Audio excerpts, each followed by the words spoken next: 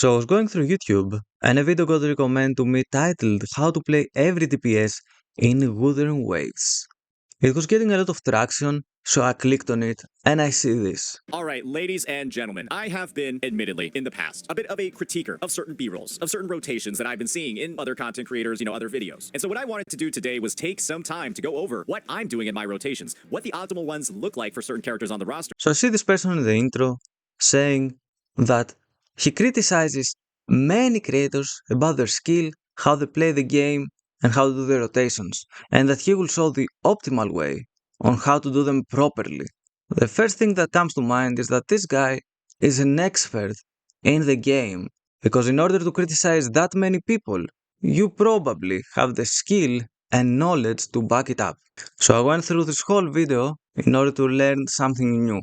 However, I was in shock about the lack of knowledge, the misplays, and the misinformation in this very video. So the next question that came into my mind was, where does this guy get all this ego from? Because it's not skill, it's not gameplay. And while I have my theories, I will leave that question to you. So in this video, I will go through the rotations and I will tell you which information is correct and which is misinformation. And in the case of misinformation, I will provide way more efficient rotations than my friend over here, with live commentary and proven by the difference in our clear times, with me using way less invested teams than Buddy Boy. Let's get into it. First, we will look into the Jiyan preparation rotation, meaning gathering the outros of Mortefi and Swordkeeper. In this rotation, he swaps to Swordkeeper, keeps attacking and dodging until he gets the Concerto ready. Doesn't even activate Fallacy. After that, he goes into Mortefi, keeps basic attacking, and when he's about ready, he swaps to Jiyan. And right about here, he would use the Jiyan Echo, cancel it, and then go into Mortefi to get the outro. In this rotation, he has lost the fallacy of no return echo from Swordkeeper, and he has also lost valuable time in the rotation. He took 16 seconds to get everything ready. Now let me show you how to do this rotation properly and how much time you can save. Let's see how you can do better than that with live commentary. I will show you while playing, like him. Swap to Swordkeeper and Mortefi. Constant swaps, and dodges. While I have Swordkeeper ready, I use the Liberation and the Fallacy of No Return, don't forget that.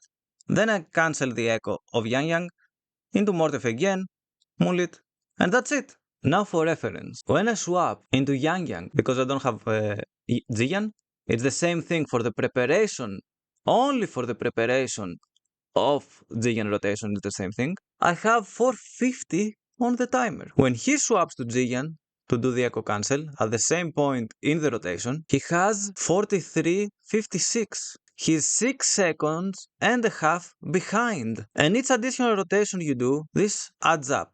If he does 2 rotations, it's 13 seconds. If he does 3 rotations, it's 19.5 seconds. If he does 4 rotations, it's 26 seconds.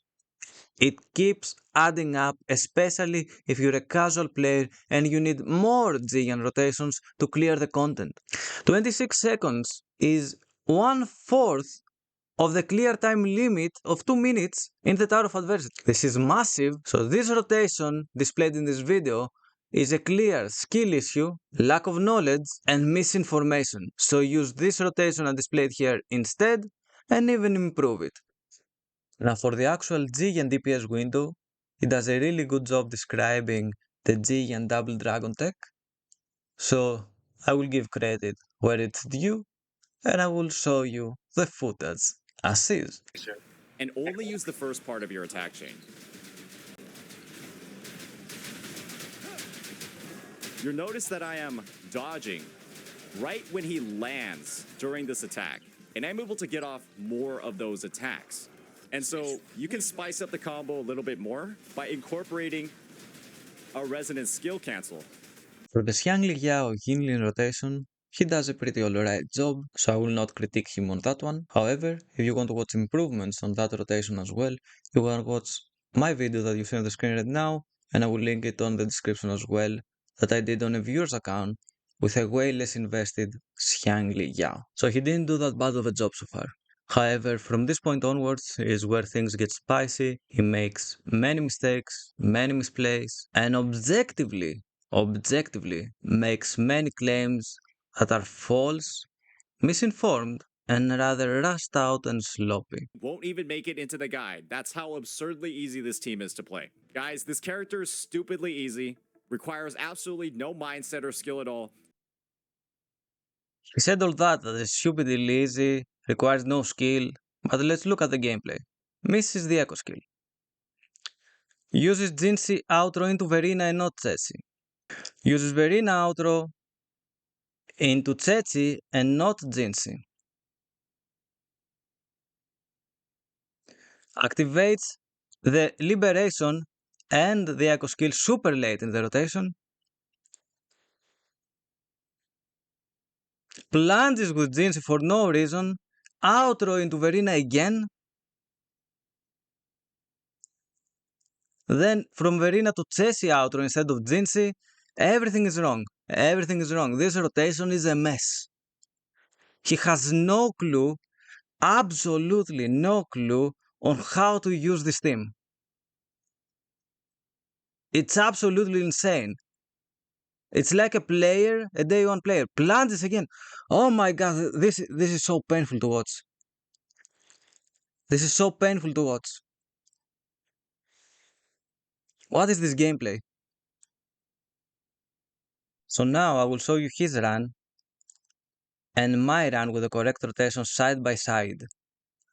I don't have Tsetsi, I will use Taozi, I will not have coordinated attacks, so I will be in a major disadvantage, but because I know how to use the rotation and because this guy just mashes buttons and has absolutely no clue how to play the game, I will clear faster than him. A man goes in swinging with Jinhsi like there's no tomorrow.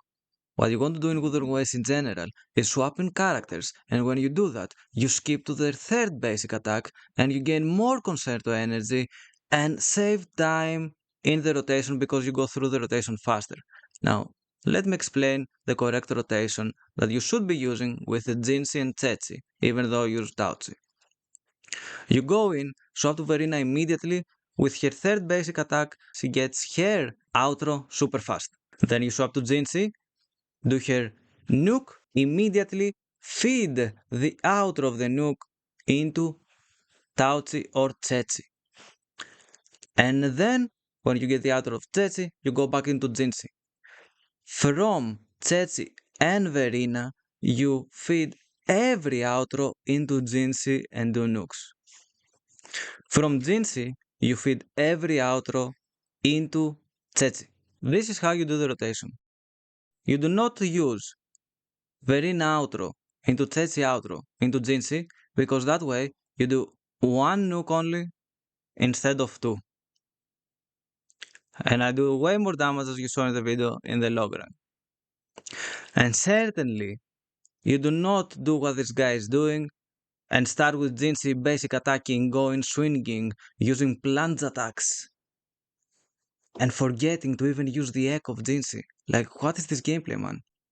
And as you saw, a clear way faster with Taozi, who has no coordinated attacks even though he has Ceci, which is kind of embarrassing, honestly.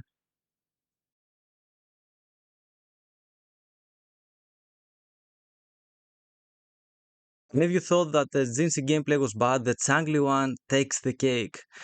He's probably one of those Reddit users that I made my last Changli video for, those spreading the misinformation about her. He's probably one of those because he's making the same claims that Changli does no damage, is bad, and you need high skill to use her.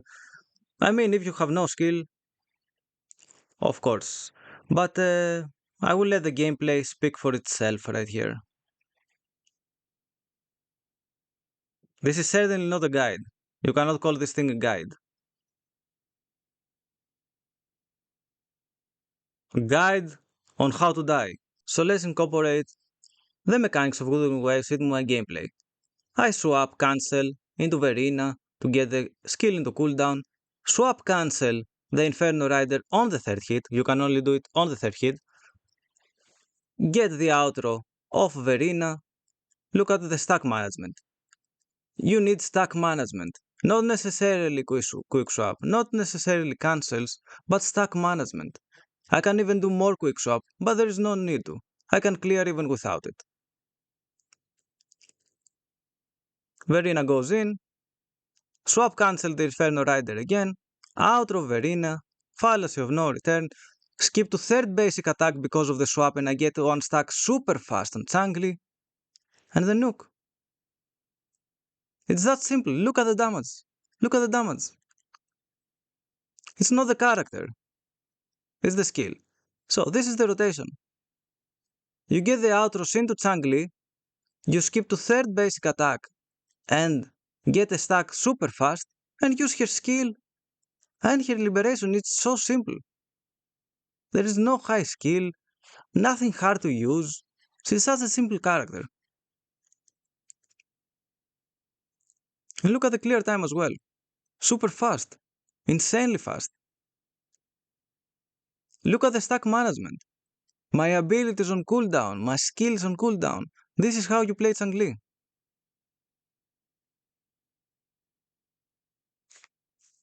You just feed the Verina intros into her, you use her skip into third basic attack to gain a fast stack, then you use her skills and the liberation, there's nothing else. Nothing that crazy. Nothing crazy at all.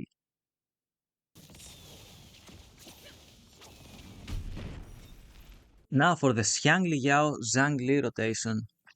What he's doing, and is extremely wrong, is that he's playing this team as if Xiangli Yao is a hyper carry and not quick swap.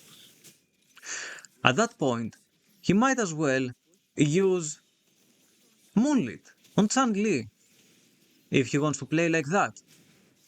However, the quick swap playstyle of Xiangli Yao Changli, as you can see right here, between each skill of Changli, I swap into Xiangli Yao or Verina and I keep doing that, gaining valuable time in the rotation.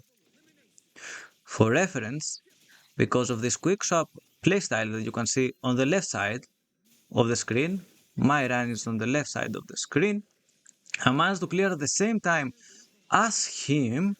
However, the major difference, he has a Xiangli Yao with his signature weapon, and he has more crit damage and about 500 more attack, which is massive. I have a Xiangli Yao with the Battle Pass weapon, and my stats are way worse, and I still clear at the same time because of this quick swap rotation. The general idea of this rotation is to go through the Changli skills and in between them swap to Xiangli Yao. This is about it. Simple. Super simple.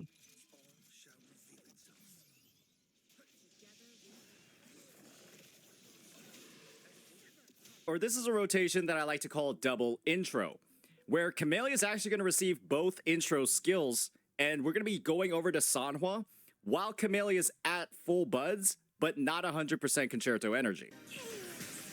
So again, just start off normally.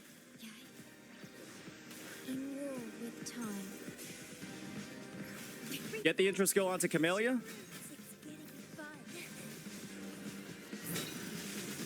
And just build up her buds. But don't top off her concerto.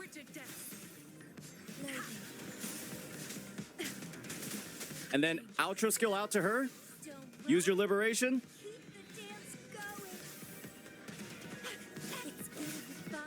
Groundless, and then ephemeral.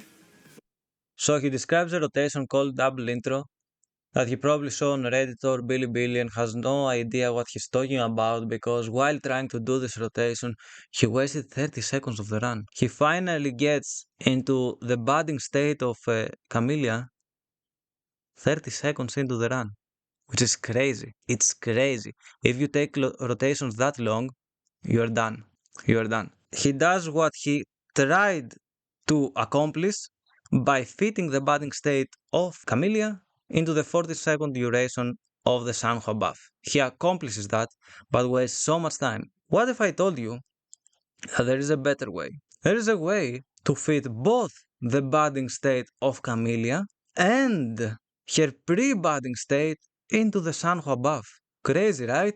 Not that crazy if you know how to play the game. Let's see. What you want to be doing is using the Camellya skills in the rotation and utilizing quick swap between Shorekeeper and Sanhua mainly in order to have them both ready, almost a full concerto, and then swap between them to go into Camellya.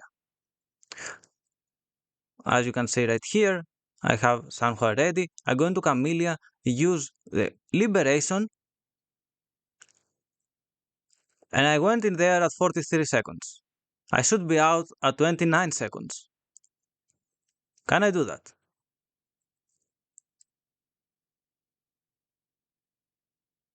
And of course I can.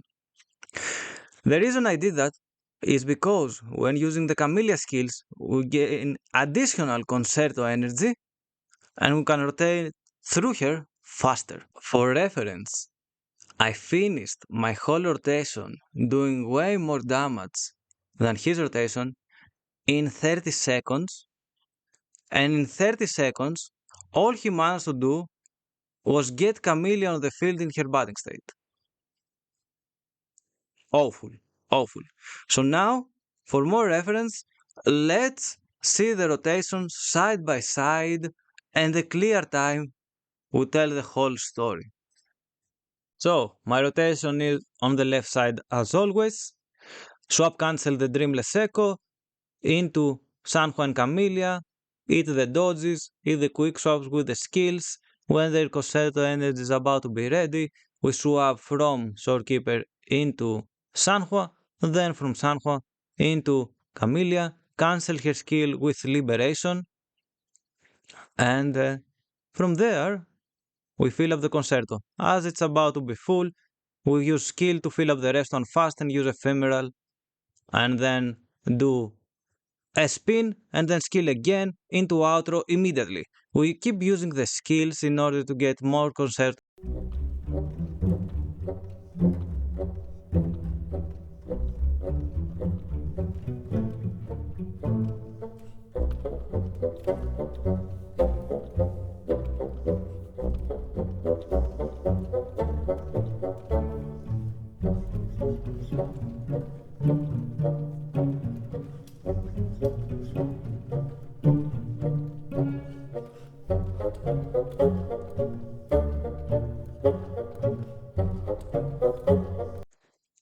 Huge misinformation. This thing is not a guide. You need to do better. You need to do better.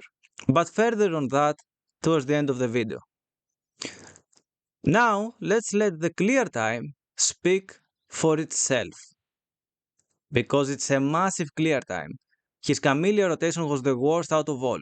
The clear time is a 24-second difference, even though he has higher investment, which is massive.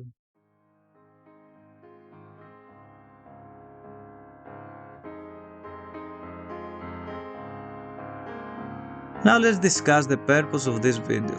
The purpose of this video is not to hammer down on this person, but it's for them to do better because they have to. Wuthering Waves is my first gacha game of my channel. I love this game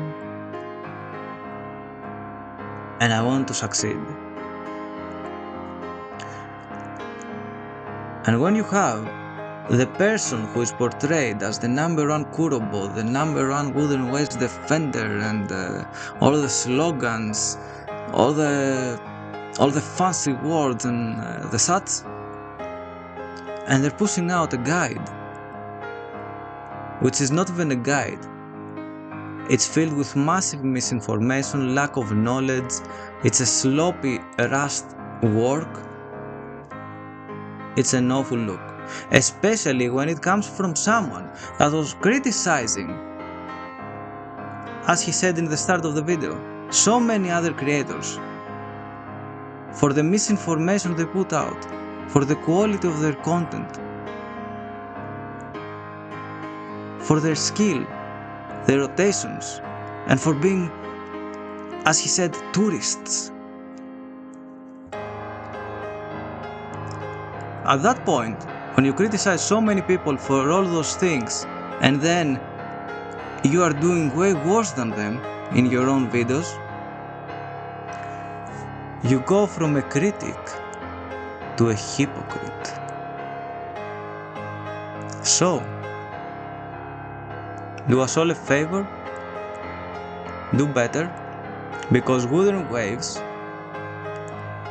and the community deserves better. This game has a massive future in front of it. It keeps growing and will do amazing things only if all of us work together, improve our content, and push out videos that provide value to the user, value to the viewers, help them get better at the game, and not flame them for being bad at the game, for being casuals like you have been doing, especially when all your video accomplishes with this misinformation, lack of skill, lack of knowledge, and bad gameplay is making those players that you are calling casuals and bad at the game be even worse. With that said, like, subscribe, and see you in the next one. Gacha Godfather out.